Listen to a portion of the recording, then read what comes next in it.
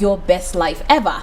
And every Wednesday we tend to focus on health tips, and when we talk about health, we talk about the physical, but in most cases we really do forget about the emotional and mental state. And so today we want to focus on that, and that is emotional wellness. And so in studio with me today is Mwenesi Musalia, who is the founder of House of Major, which is a PR and imaging consulting firm, to discuss with us about healthy relationships and what it really does take. So karibu sana, Mwenesi. Thank you, Shiko. It's great to be here. It's great to have you. I know you're no stranger to Y254, but I think this is your first time coming on our live show. That's right, yeah. Yay! It's awesome. Great.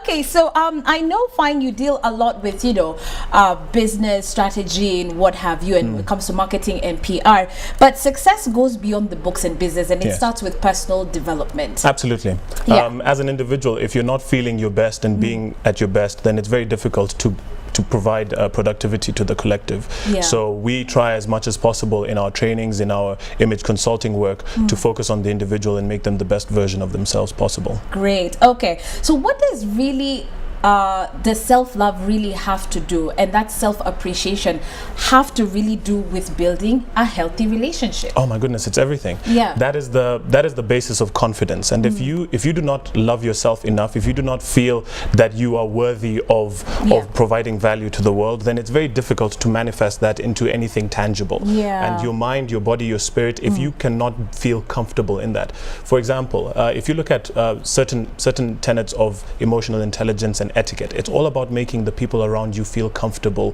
with you, so that they can either give you opportunity, give you money, promote you, whatever it is, or give you business. But if you do not feel comfortable with yourself first, it's going to be very difficult to make others feel comfortable with you. That's true. And you know what I love about having this discussion, especially right here on Y254, when I think about my early 20s or when I was a teenager, it was such a crazy time, because you don't know what you like, you don't know who you are, you're trying to figure out what you are, like what is even your purpose on this earth.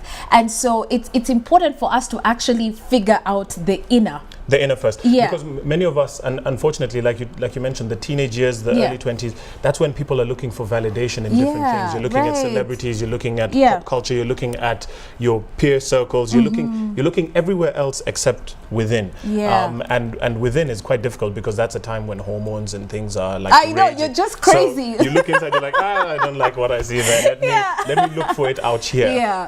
But there's a trick to being able to just quiet everything and sit and look within. And so we try and work with people to give them a sense of purpose, either through meditation or any other techniques. There's a number of different techniques in our consulting work that we use to help people really center and focus on themselves first, build on that issue. There's a bit of psychological, social engagement that goes into that, and then after that, now we can explore what kind of gifts and skills and talents do you have to now make it's true. And I think it's also quite unfortunate that even our school structures doesn't really focus on the psychological aspect. 100%. Like, you just assume someone is going to be okay, but you don't know what's really going on the inside. And young people, as usual, are always battling self-esteem issues. Absolutely. Right. Absolutely. And then even from that, people do tend in your younger years to get into toxic relationships. Yes. So let's discuss a little bit about that. The toxic rather versus the healthy type of relationships, which is what we are on about today.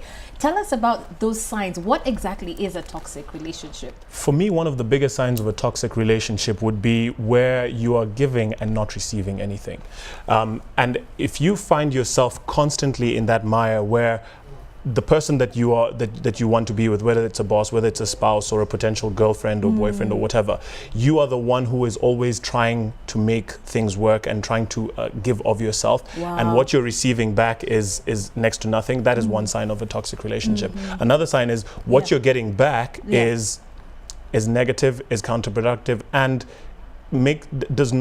does not fulfill your objectives. You see, part of the reason why we get into relationships in the first place, at least for me, is that there has to be something that person is adding to your life, some level of value, whether it's a friendship or whatever it is. There is a reason for you guys being together, and if that reason is not being fulfilled for whatever reason, you have to now do a self-audit and ask yourself, is it worth me pursuing this? This, because it takes time, and it takes time to get to know someone, to build trust, to build all of those things. And you know, obviously the next sign of a toxic relationship is one which is abusive, whether it is emotional abuse or physical abuse or mental abuse, where someone goes beyond taking you for granted and starts to use you in a manipulative way that is contrary to you being able to fulfill whatever it is that you wanted in that relationship. And sometimes you find that people are in toxic relationships but they don't know. It's very one-sided. Yes, I was even going to ask you about that. What exactly is it about certain individuals or even all of us, because it can happen to any one of us? What is it about us that keeps us going round and round and round in that? Because when you're in the relationship, you're in there. You know, it's very difficult to detach yourself and look at yourself from a third person perspective and say, truly, Mwenesi, are you benefiting from this? Is there value that you're gaining from this? Because once you're immersed, once you're fully involved with this person, you cannot see whether you're benefiting or not. Some people will go in there. It's like, for example, if you take the relationship between a child and an adult, let's say someone who is below the age of 5 and a grown person, this child has very little understanding of the value of money, for example. They don't know the value of things. So when an adult comes and says to this child, I will give you, for example, I'll give you this rock in exchange for 1,000 shillings. And this child has the 1,000 shillings, and for them, they feel like that's a good deal.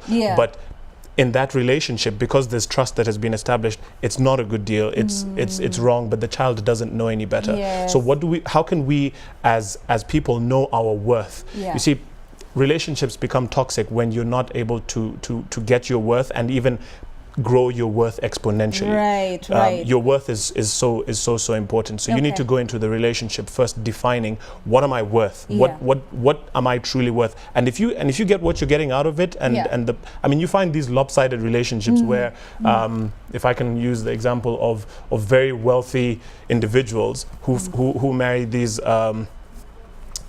much younger people, and you know, on the one side the person is trading his wealth, and on the other side the lady, for example, would be trading her beauty or whatever it is, and everybody's getting what they want from that relationship. So it's like, you from the outside looking in, you think this is madness, but for them they're actually okay. Everybody's getting what they want out of it, and really that's what a relationship is about. All right. And so by the way, remember, we're not specifically talking about intimate relationship. This is not about, you know, man to woman, you know, kind of thing. It's you know, it goes beyond. It's about friendships. It's about family and all, like what Mwenesi said. And if you do have any questions for us, we're asking you to send them to 22162. Please begin your text message with YM254. I'm going to ask my director to actually cue some of those text messages or questions if you have any, and I'm sure Mwenesi will be happy to answer one or two of those. But that being said, Mwenesi, I want to know, especially in the case of dating, how can someone really create boundaries?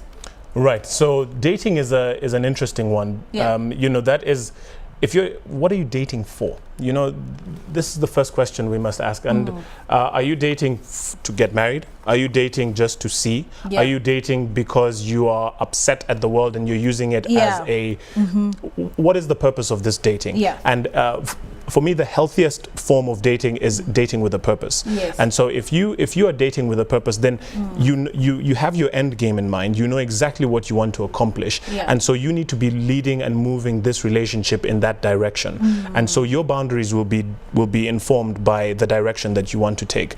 If you're in it just for a bit of fun, then you know your boundaries are pretty much open. There are no boundaries. You know, if that's what you're in it for, then that's fine. And unfortunately, because people do not define the end, you go into dating for fun, and then you realize that you really have strong feelings for this person, and now you want something else because the objective changed, and now you've fallen in love, or now the feelings are now stronger, and now you want to be more than just a fling or casual or whatever it is. And so now you start to develop these other things, but the way you went into it was this is just a bit of fun, and the other person received that in that same sense. So when you start to change the goalposts in between the relationship, now we have a problem. Then there's going to be a problem. You're upsetting the equilibrium. Absolutely. And if you don't have the relevant communication skills necessary to move this person into this new game, then that's where things generally tend to fall apart. Okay, I like this question that's actually come in from someone who's at the gallery, one of my directors, and he says, but what about the issue of ultimatums? And I like that because, by the way, it has a lot to do with boundaries. Right. I think in the dating scene, especially when it comes to women, the idea of ultimatums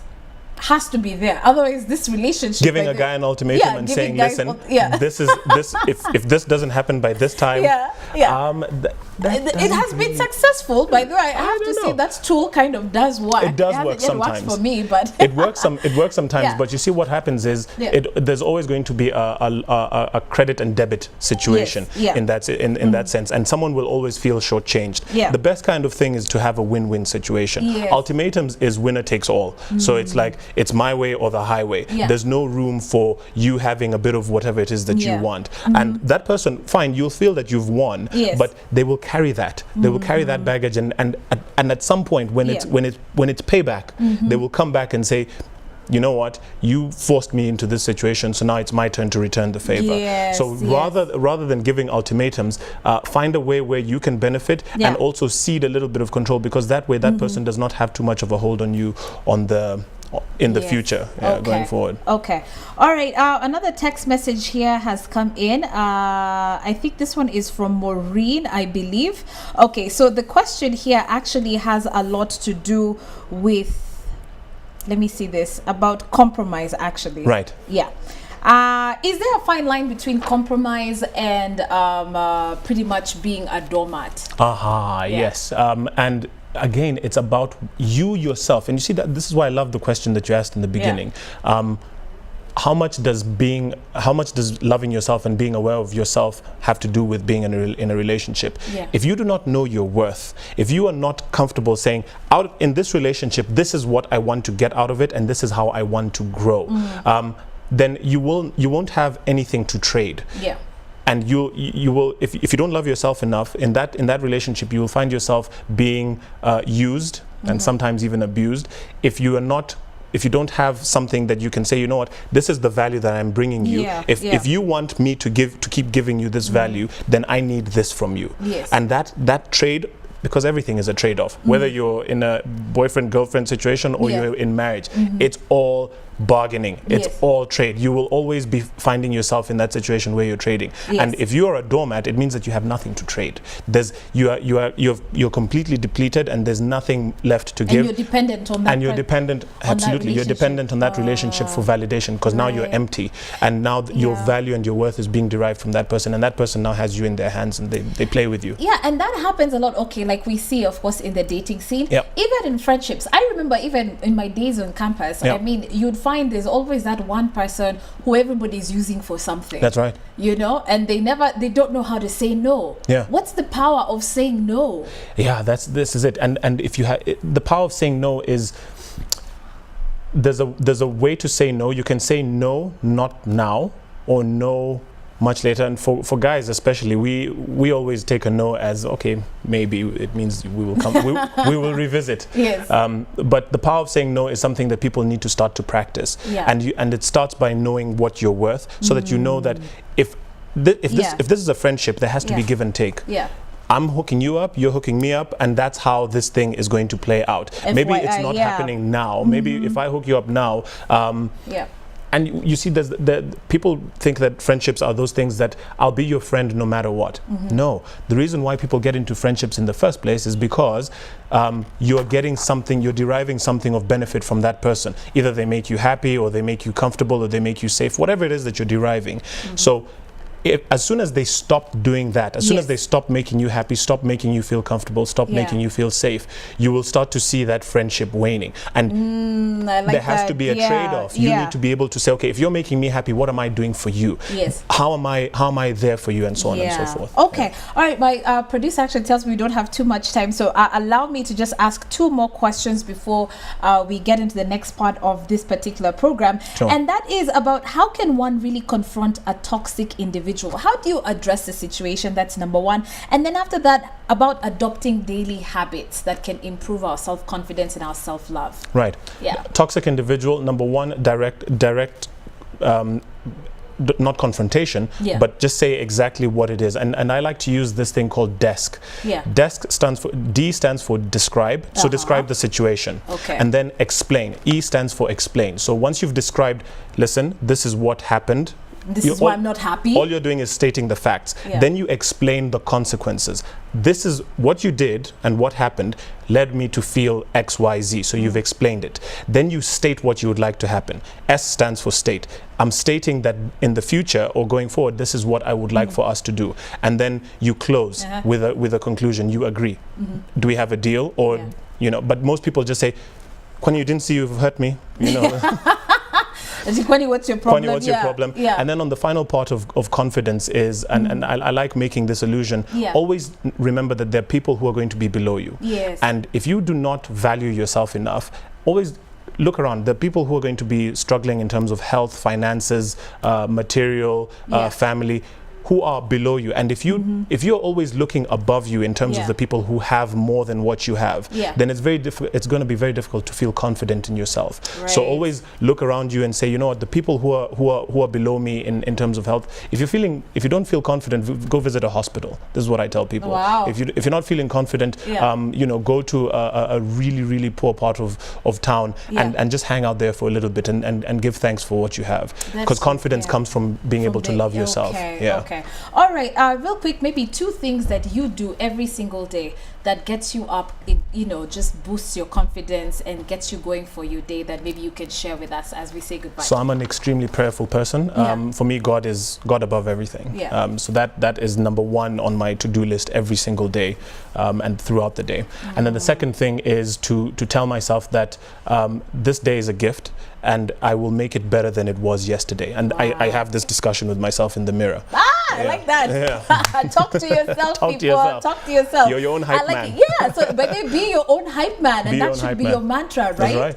Okay, I love it. Thank you so much. Thanks. You know what? We can go on and on and on and on. And you know, let me tell you that I'm pretty sure there's so many people who've just, you know, felt touched by this. I have. I also want to say a big thank you to Patrick, who's actually watching and says that he's absolutely loving the discussion and says, by the way, great points right there. How can someone get in touch with you, Mwenesi, real quick, in case you know, they actually do want to have a one-on-one consultation? So I've recently gone on social media now, mainstream, with some of the image consulting work I do. I have a channel called Get Yours with Mwenesi on YouTube. I have it. It's also on Facebook and Instagram and a few of those other places, so you can get my contacts on that. Get Yours with Mwenesi. All right, you heard it yourself. Get Yours with Mwenesi. You can check it out, of course, on YouTube, and you can get some fantastic tools and tips on how to live your best life ever. A big thank you to Mwenesi Musalia, founder of House of Major, in studio with us discussing emotional health on this Wednesday.